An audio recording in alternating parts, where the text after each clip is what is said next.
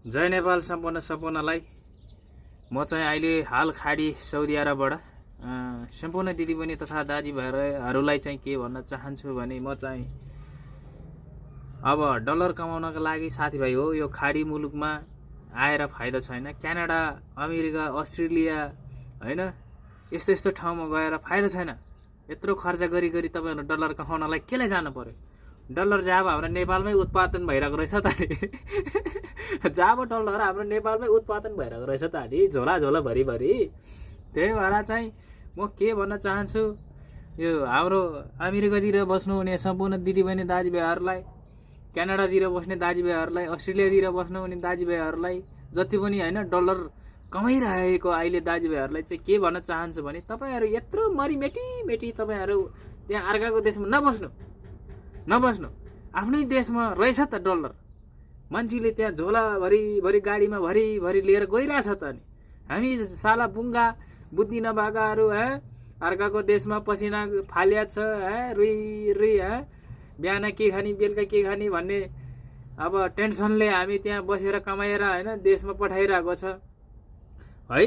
त्यसले गर्दाखेरि यो डलर कमाउनको लागि विदेश जान पर्दैन रहेछ है भन्ने प्रमाण चाहिँ हाम्रो नेपाली दाजुभाइहरूले दिएको छ। नेपालमै बसेर डलरको झोलाभरि कमाउन सकिन्छ हाम्रो नेपालमा डलर। हेर्नुस्, त्यसले गर्दाखेरि म सम्पूर्णलाई के भन्न चाहन्छु भने तपाईहरुलाई डलर कमाउनको लागि तपाईहरु यत्रो लाखौं लाख खर्च गरेर अमेरिका जानी, अस्ट्रेलिया जानी हैन युके तिर जानी यस्तो काम नगर्नुस्। केले गर्नु पर्यो त्यो खर्च फकोडमा 60-70 लाख रुपैयाँ खर्च गरेर त्यो जाब डलर कमाउनलाई केले गर्नु पर्यो खर्च? नेपालमै आफ्नै दाजुभाइ दिदीबहिनी आफन्तसँग रमाइ नेपालमै रहेछ त डलर रानी झोलाभरि मान्छेले गाडीमा लोड गरी आज त्यो पनि सानोतिनो गाडी हो र ट्रकमा लोड गरेर लिएर गइरहेछ डलर हो।